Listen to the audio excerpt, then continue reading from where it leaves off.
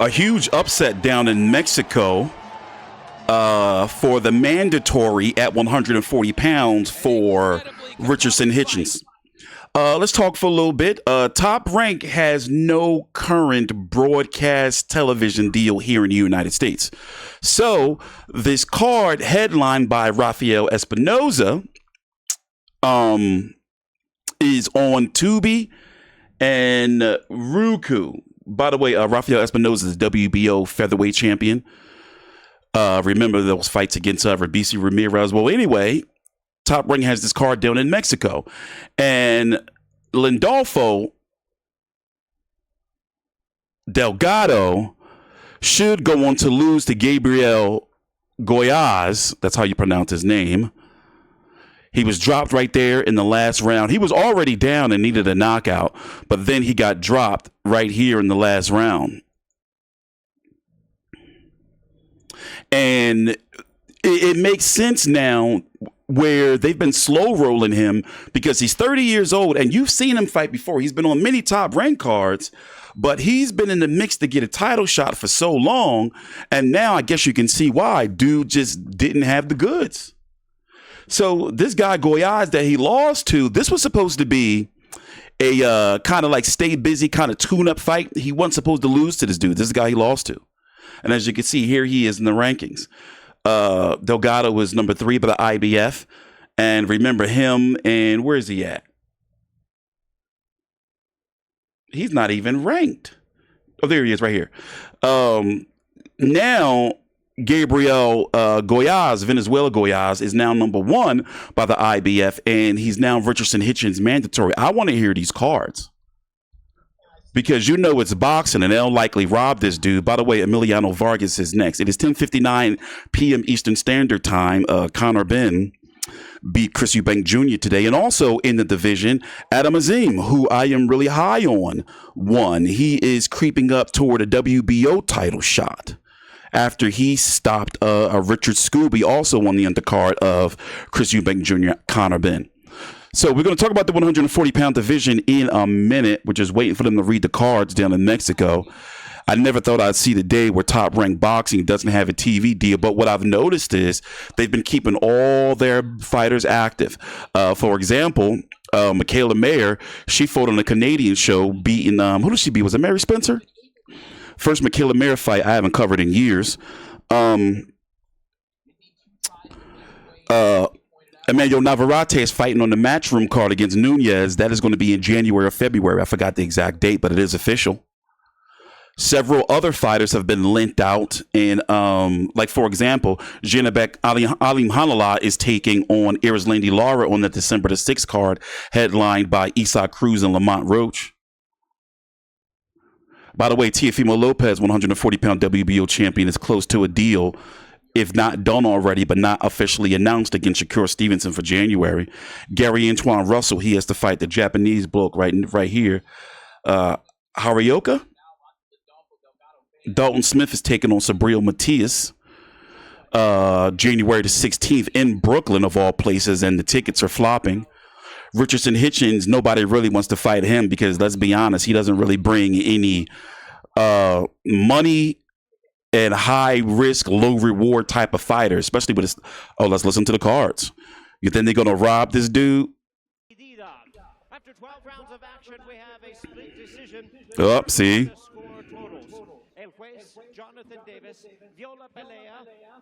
Davis, el juez, sees about 114, 113, 114 a 113. They're gonna rob him. Lindolfo Delgado. Uh-oh.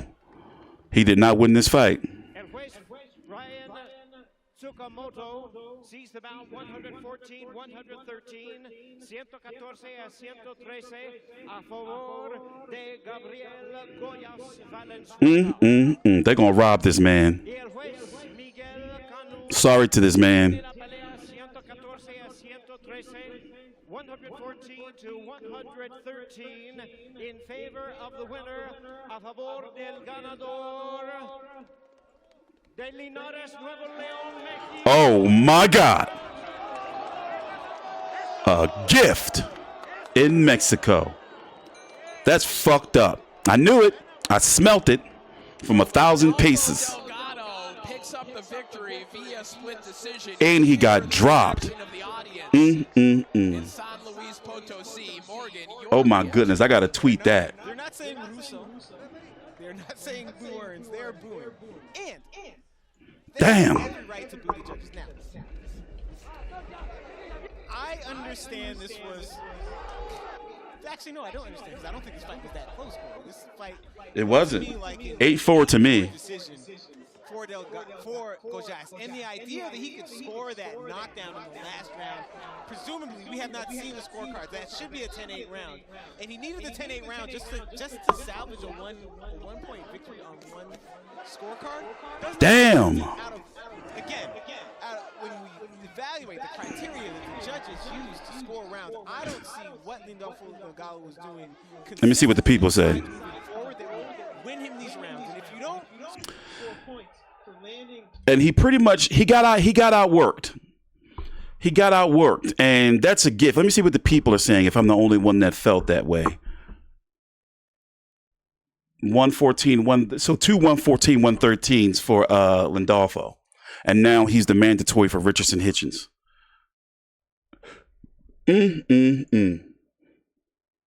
Let's see. Barely undefeated. Gets a gift. Okay, that's one gift. Back to gift. To say, okay, that's another one. So apparently, I'm not the only one that feels it was a gift decision.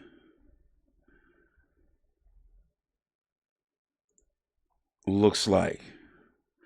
Because it didn't seem like Lindolfo started getting his footing, or figured out Gollaz until, I'm going to say, halfway through the fight. And by that time, it was a little too late.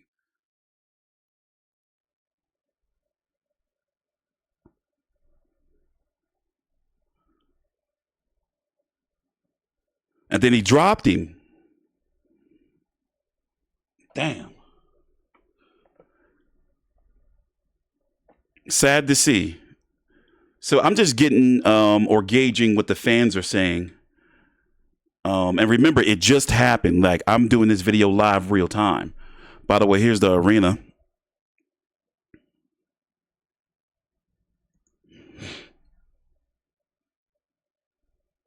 Yeah, apparently people are still, but a lot of people didn't know this fight was on. And it's crazy because it's a free card.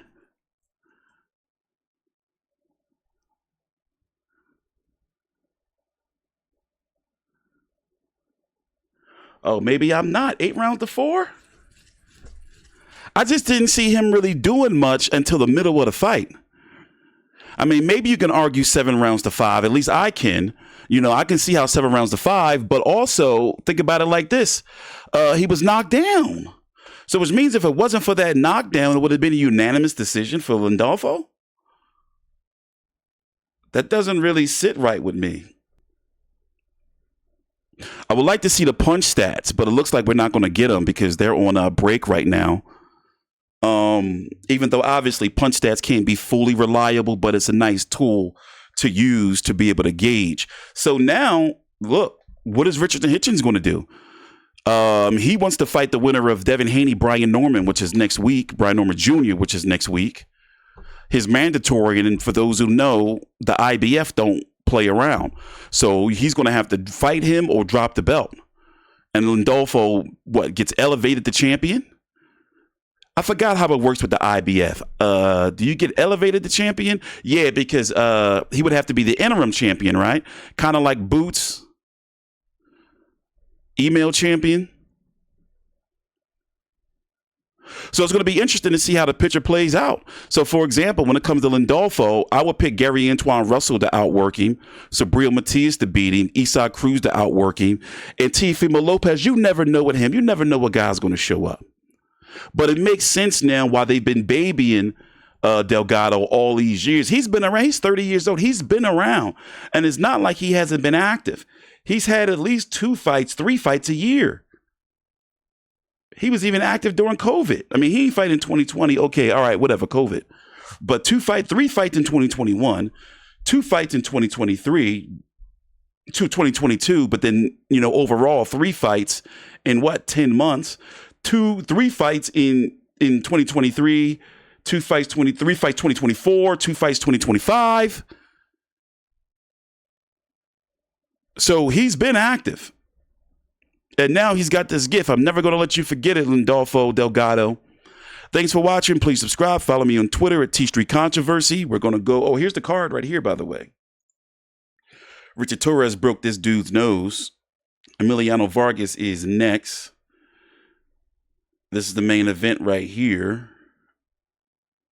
And next week's going to be busy as well. Another top-ranked fighter, Abdullah Mason, is also on that Ring magazine card. Headlined by David Benavidez, Anthony Yarde, Devin Haney, Brian Norman. That's going to be next week. Brian Norman Jr., excuse me. Thanks for watching. Please subscribe. See you guys later on.